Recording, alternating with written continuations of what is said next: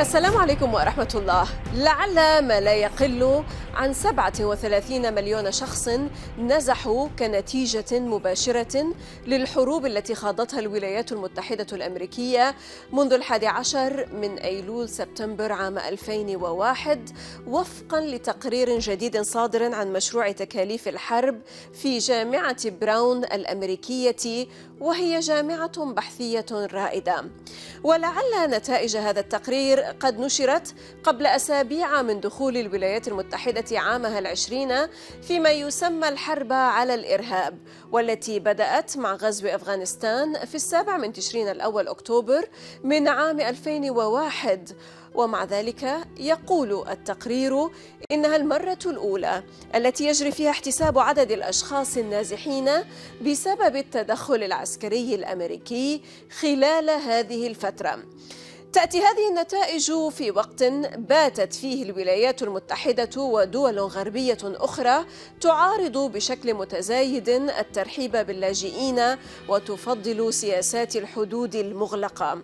هذا التقرير يورد عدد الأشخاص ومعظمهم من المدنيين النازحين من أفغانستان وداخلها، وأيضا من العراق وباكستان واليمن والصومال والفلبين وليبيا وسوريا، حيث القتال هو الأقصى والأكثر أهمية. ويشير أيضا إلى أن هذا الرقم أي 37 مليون نازح هو تقدير متحفظ، إذ قد يراوح العدد الحقيقي بين 48 مليونا و59 مليون نازح. إذن هي حرب على البشر لا على الإرهاب. تغيير ديموغرافي، اقتلاع الناس من أوطانهم نتيجة قصف جوي وضربات طائرات مسيرة ونيران مدفعية ومعارك بالأسلحة النارية التي دمرت المساكن والأحياء، وتهديدات بالقتل وتطهير عرقي واسع النطاق، وفرض العقوبات الأحادية الخارجة عن الشرعية الدولية التي لا تطال الأنظمة والشخصيات بل تستهدف بتطبيقها الشعوب وتضغط عليهم وتروعهم، والذريعة دائما ما يسمى الحرب على الإرهاب.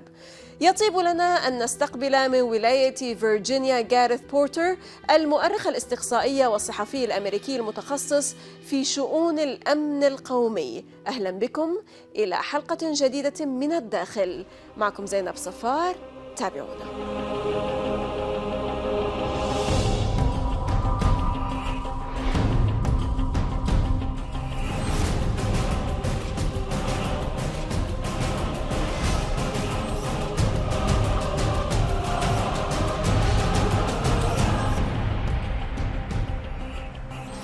Gareth Porter, American investigative historian and journalist on the national security state, author of Manufactured Crisis, The Untold Story of the Iran Nuclear Scare. Welcome to الداخل from the inside, Gareth. Thank you so much. Very nice to be here. Pure pleasure to have you, sir. Well, a report, the one that we talked about in our introduction from Brown's University's Coast of War project says, quote, at least 37 million people have been displaced as a direct result of the wars fought by the United States or the permanent war complex since September 11, 2001.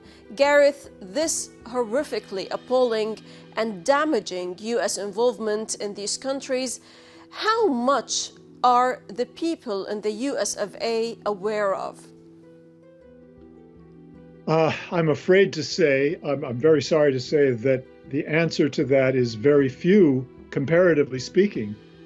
I'm afraid that the information in that report has not been widely known at all, even to people who are quite opposed to U.S. involvement in these wars, opposed to the whole sort of war on terrorism, so-called.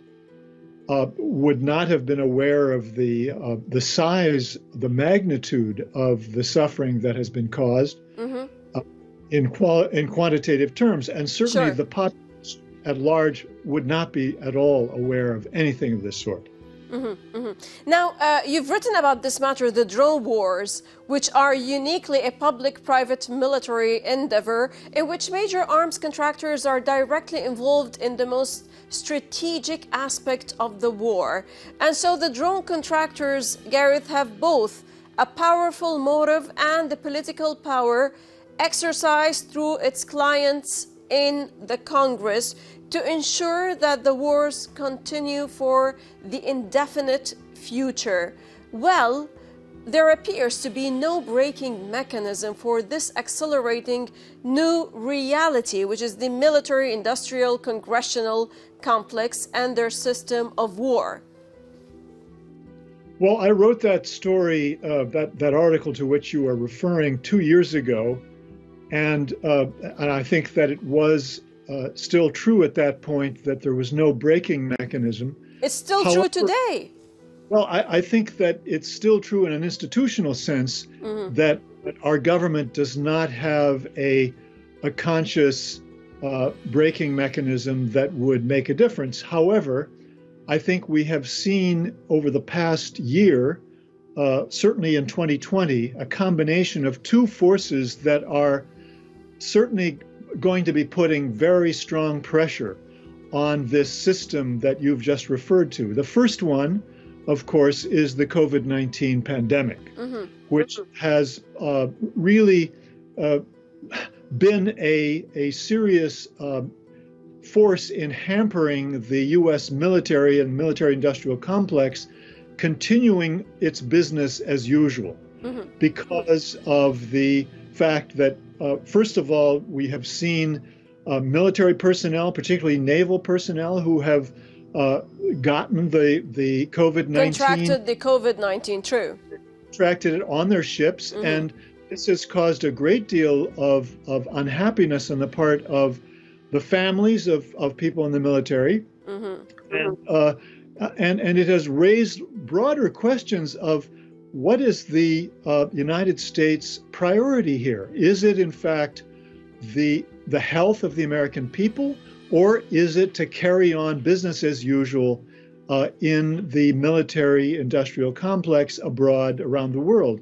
And so is no question that there's more questioning now in the media and in public opinion about this sort of never-ending set of wars in Afghanistan, in Syria, and in Iraq less so. But the continuation of these wars, I think, is very much in question now. And the second factor here, related to the first, is the economic factor, the financial factor, that there's great pressure on the military budget now, greater than there has been for many, many years, for 2 decades, I would say. And so I think the combination of those two things is now going to bear very heavily on the continuation of both those wars. I think in particularly in Afghanistan, we have now the possibility of peace. The military industrial complex does not want it to end. They're trying to fight back with this whole story that has been put out about Bountygate, but I think that the pressure is very effectively on the military-industrial complex to end the war. The President of the United States has felt it, and I think that is likely to be the case over the next year or so. Okay, so I will come back to further discuss this particular point, but allow me here to ask you about something else that you have written, Gareth. You said in your recent dispatch that, quote, Israeli intelligence is polishing off a dubious propaganda campaign to suggest Hezbollah was to blame for the recent catastrophe in Beirut. Tell us more about how Israel is reviving tales of Hezbollah's explosives after the Beirut blast. Well, first of all, I mean, they have suggested, of course, that Hezbollah must be behind the blast without the slightest hint of any evidence whatsoever. This is simply an assertion, more or less propaganda assertion, that I don't think anyone particularly takes seriously. But their main thrust is to recount what they claim is a series of 5 cases around the world where Hezbollah has stored secretly, covertly, ammonium nitrate for the purpose, according to Mossad's propaganda, of having available a supply of explosives for a terrorist operation when and if the decision's made. So this dates back, Gareth, to the year 2012, I believe. That's correct. It's a series of incidents that they have reinterpreted or have interpreted so as to fit the propaganda line that they're peddling here, that which is that Hezbollah has been going around the world storing ammonium nitrate for the purpose of preparation for an eventual set of one or more terrorist attacks to be carried out when and if the decision's made. Now, hoping perhaps to clutch the Beirut explosion as a historic propaganda opportunity, the Israeli government clearly believes that it can fashion a new and more powerful narrative, perhaps, by knitting together false claims related to these episodes from Thailand to Cyprus to London to the US and to Germany. What is Israel's objective through this, Gareth? Well, in Lebanon, I mean. Yes. The general objective, of course, is to portray Hezbollah as a terrorist organization and to dramatize this. It's already portrayed as a terrorist organization. Exactly. It's already been portrayed as a terrorist organization by Israel and the United States for many, many years. What they're doing here is to give this theme, this officially approved, officially pushed propaganda theme, new currency, new legs, if you will, around the world, and particularly, I would say, in Europe. And the reason that I think the purpose here is primarily focused on Europe is that for several years now, Mossad and the Israeli government have been particularly keen to try to get the Europeans to buy into the idea that Hezbollah is covertly preparing stores of explosives to carry out eventual terrorist attacks on European soil. And of course, the reason is that they have been pushing for the outlawing of Hezbollah altogether on European territory. And they have succeeded, of course, already in the UK and Germany in that regard, but they want to have all of the EU subscribe to this same policy. And so I think the theme has been timed for that purpose to really try to convince the rest of Europe, all of Europe really, to go ahead with the banning of Hezbollah on European territory. Well, Gareth, in each one of those cases, the factual record either contradicted the Israeli claims or revealed a complete dearth of evidence, as you referred to.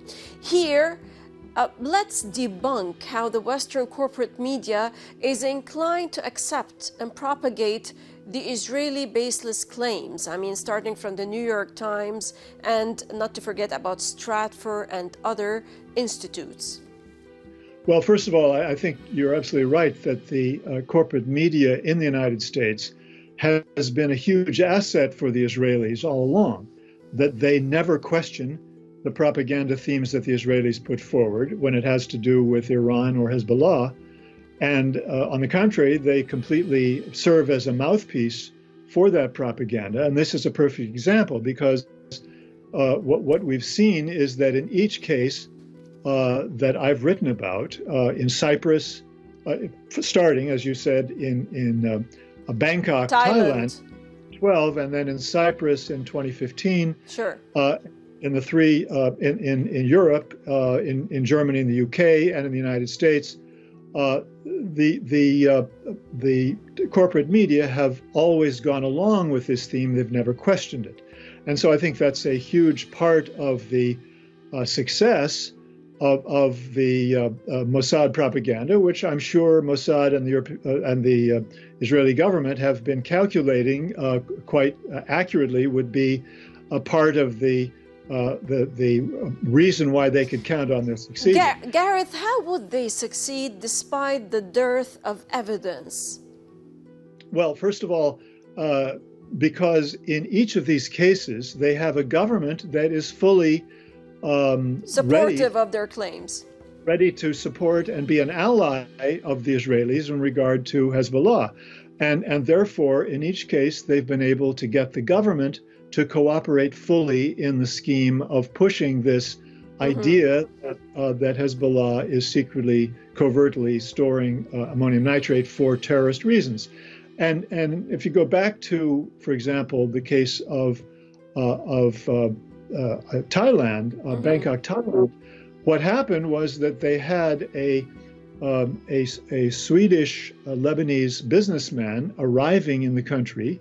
He'd been there a number of times before as a businessman who was engaged in exporting various goods, including ammonium nitrate stored in cold packs, which was a product that was bought and sold and exported and imported all over the world, had never been considered to be somehow evidence of terrorist intent before this case was brought up. But in this case, they did in fact do that.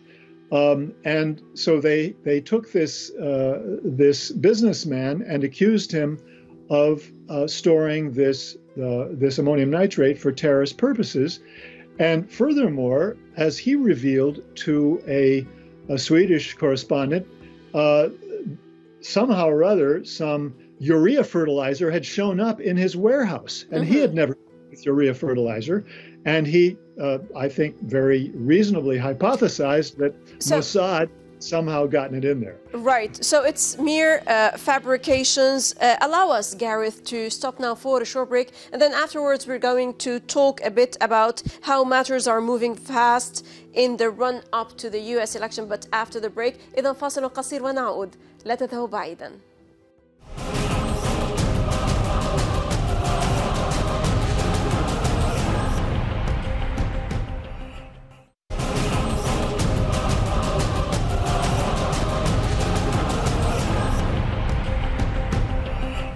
أهلا بكم من جديد. Gareth Porter, American investigative historian and journalist on the national security state. Welcome back, sir. Well, Gareth, always welcome. Gareth, pieces on the Middle East chessboard are moving fast in the run-up to the US election. Is Trump seeking to checkmate Iran, and to what end? And what does it mean when Trump asserted that he would have Iran pleading for a deal within 7 days of his election victory? Well, if sanctions didn't do it, Gareth, why would 7 days achieve it? Well, I think there are 2 points to be made about that. One is that one should not take too seriously anything that Trump says, because he's not terribly thoughtful, shall we say. That's putting it extremely mildly. And anything that he says is likely to be contradicted a moment later. So, you know, he did say that, but I don't think it should be viewed as a hard and fast policy decision by any means. Well, and the second I would make is that it is not in Trump's interest anytime close to an election to take the risk that he would get into a shooting war with Iran. I believe that he understands that. He's not that smart, but I do believe that he understands that one fact. So I personally think that what we're seeing here is Pompeo playing out his favored scenario, talking about threatening to intercept an Iranian ship in the waters that would be close to Iran, which would be tantamount to risking a shooting conflict with Iran. And I don't think that is something that President Trump is likely to agree to at all. Well, he went on in the same week. He also guaranteed Trump that Iran would never have a nuclear weapon. And later, though speaking generally, he said, Trump, that the U.S. has a, quote, new secret weapon, one which even China and Russia do not have. question, yes, it's election time, Gareth, we know, but is something beyond that cooking, in your opinion?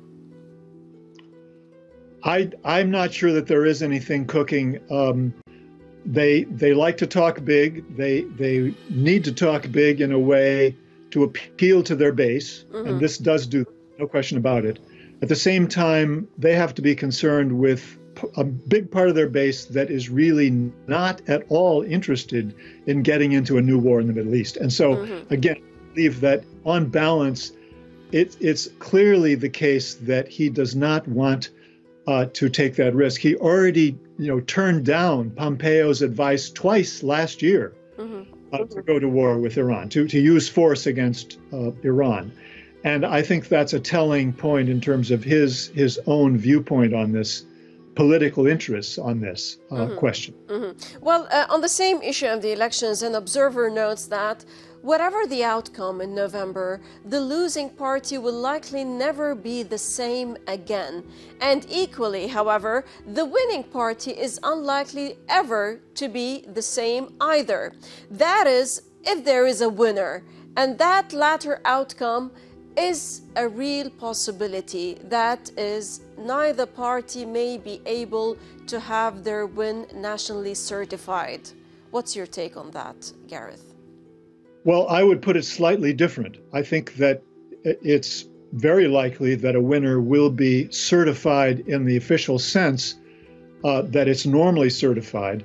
I think it is very possible and even shading towards likely that we could have an outcome that would be so heavily contested by large numbers of Americans who are armed that you could have a serious civil conflict that would override the outcome of the election, would become more important than the outcome of the election. Sure. I'm concerned about that, and I think millions of Americans are at this point. To what extent is the normalization, Israelization deal bringing the people of the region, and especially the Palestinians, any step towards peace, Gareth?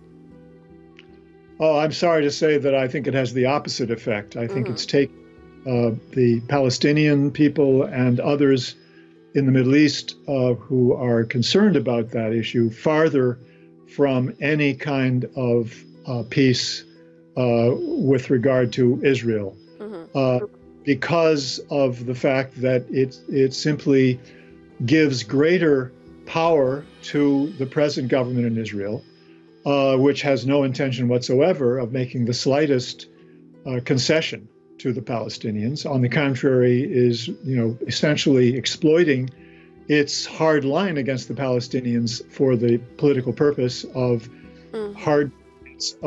its own base. So therefore, I think this is a step very much in the wrong direction in terms of peace in the Middle East. Right. Gareth Porter, American investigative historian and journalist on the national security state. Thank you very much, sir, for your sharp insights.